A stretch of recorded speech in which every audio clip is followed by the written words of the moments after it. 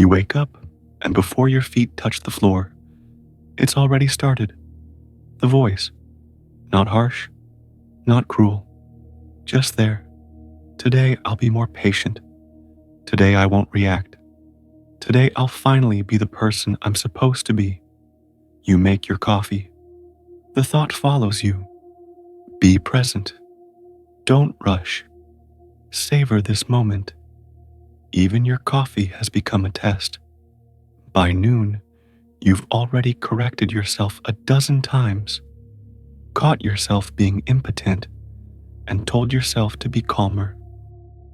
Noticed anxiety and reminded yourself to breathe. Felt irritation and tried to replace it with understanding.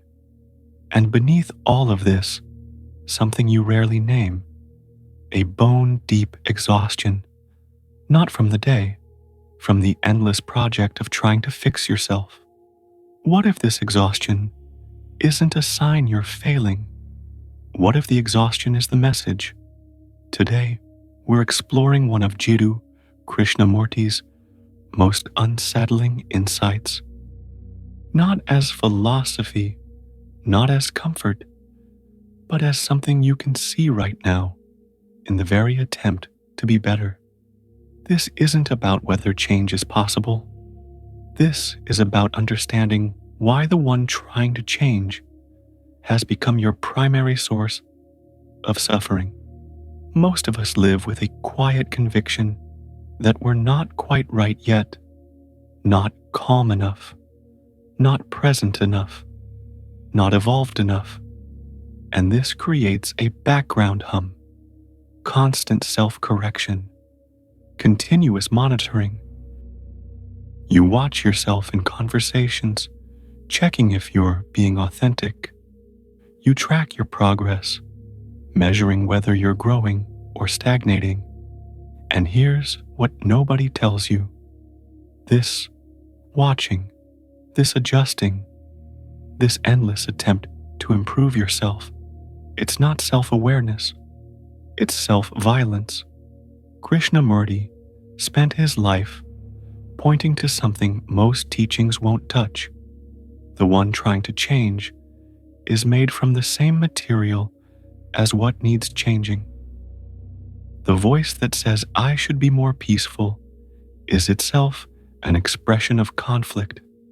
The reformer and what needs reform, they're not two separate things. They're a single movement pretending to be divided. Think about it.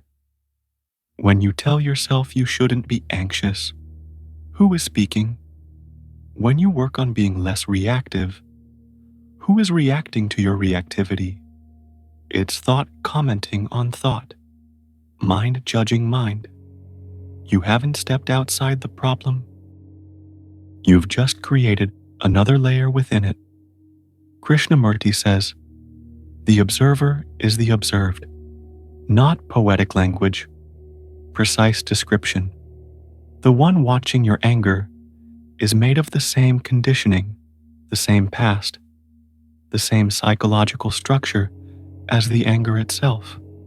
You think you're standing apart, but you're just one thought stream, judging another, both arising from the same source. And this is why trying to change never ends, because change implies a changer. And as long as there's a changer, there's division. Where there's division, there's conflict. Where there's conflict, there's suffering. Let's get specific. You're at work. Someone dismisses your idea in a meeting. Immediately, there's heat in your chest. The thought, they always do this to me. And then, because you've been working on yourself, comes the spiritual correction. Don't take it personally. Stay centered. Be the bigger person. But notice what's happening. The one trying to stay centered is just as reactive as the one who felt dismissed. Another movement of the same mind, now claiming to be the solution. Or late at night, you can't sleep, thoughts racing, and you remember what you've learned.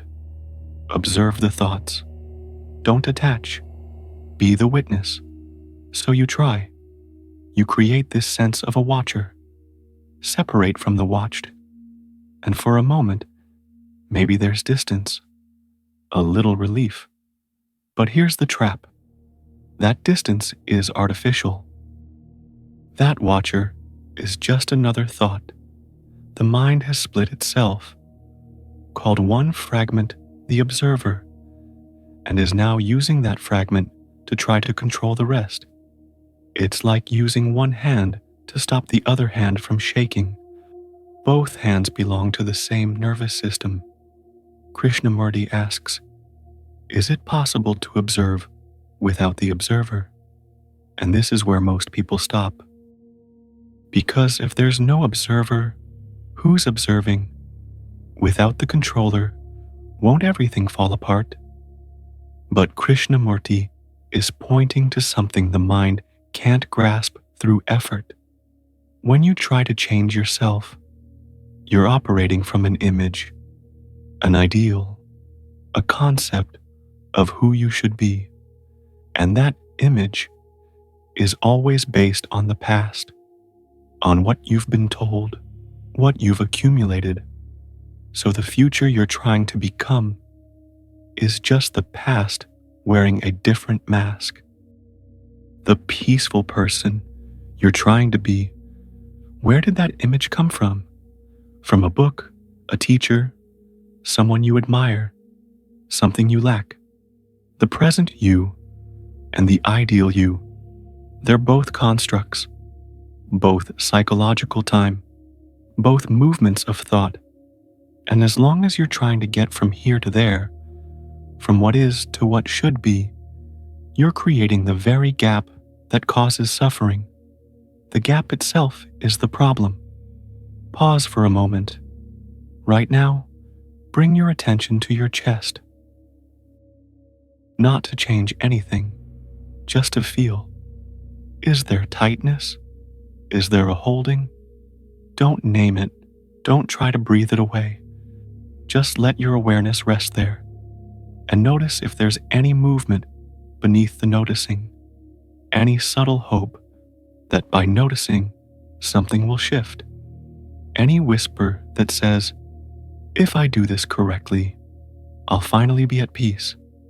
That whisper, that's the one trying to change. Stay here. Just this awareness of the awareness, the sensing of the sensor. Don't go anywhere. Don't become anything. Breathe. Krishnamurti says, any effort to change what is creates conflict, not some efforts. Any effort, because the effort itself implies division. A you that's insufficient and a you that could be sufficient. And between those two, there's violence. Subtle, constant, exhausting violence. So what's the alternative? Does this mean you accept everything? Become passive? No. That's still the mind trying to find a method, still looking for a new technique. What Krishnamurti points to is not acceptance or rejection. It's direct perception. When you see your anger completely, without judging it as bad, without trying to transform it, without comparing it to some ideal of peace, the seeing itself acts, not because you did something, because complete attention is its own action. In your daily life, this looks like the irritation arises, and instead of the immediate secondary movement, I shouldn't be irritated, there's just irritation. Felt completely, seen completely, without the divider, without the judge, and in that complete seeing, without division, something shifts, not because you changed it, but because you stopped maintaining it through resistance. The image you have of yourself, the person you're trying to become, that image is the prison. Day after day, you reinforce it through comparison, through measurement, through the endless project of self-improvement. Krishnamurti speaks of dying psychologically, not physical death, the death of the image, the death of the ideal. He says, to die to all that one has accumulated psychologically is to be reborn completely, not reborn as someone better, reborn as no one at all. When there's no one trying to be different, what remains? Not chaos, not collapse, a mind that's completely responsive to what is, a mind that doesn't carry the past as burden, a mind that doesn't project the future as escape. This isn't the person you're trying to become. This is what's here when the one trying to change stops. The conflict doesn't end because you resolved it. It ends because you stopped creating it. The division doesn't heal because you bridged it. It disappears because you stopped insisting it exists. To know oneself, not as an accumulation of knowledge, but as the living movement of what is, moment to moment. This is freedom, not freedom achieved, freedom discovered. It was never absent, just obscured by the one trying to find it. I'll leave you with this, not to answer here, but to sit with, to observe, without trying to solve. What if you stopped trying to fix yourself, not as a new technique, not as a practice, but actually stopped? What if, just for this moment, you let yourself be exactly as you are, with all the anxiety, all the incompleteness, all the flaws you're so tired of carrying? What if the person you're exhausting yourself trying to become is just another idea preventing you from seeing what's actually here? The suffering doesn't end when you finally become good enough. It ends when you stop demanding that you should be. Let this settle. The relief you're seeking isn't at the end of your self-improvement journey. It's in the stopping. When the one trying to change dissolves, what remains isn't failure, it's freedom. If this touches something in you, stay with us. We explore these territories together to discover that the arrival was always the obstacle,